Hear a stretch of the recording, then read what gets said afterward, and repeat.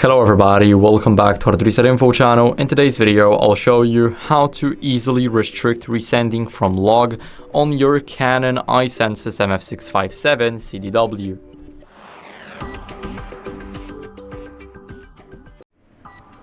So what we want to do is we want to go over to the menu, now select the function settings and go to send. Now in the send settings, we need to choose the common ones. And here we will have the restrict resending from log right here. So we can enable it or disable it depending on our preference and our preference of privacy. And that's basically it. So I hope this video helped you. If it did, then leave a like, subscription and a comment. And I'll see you in the next one.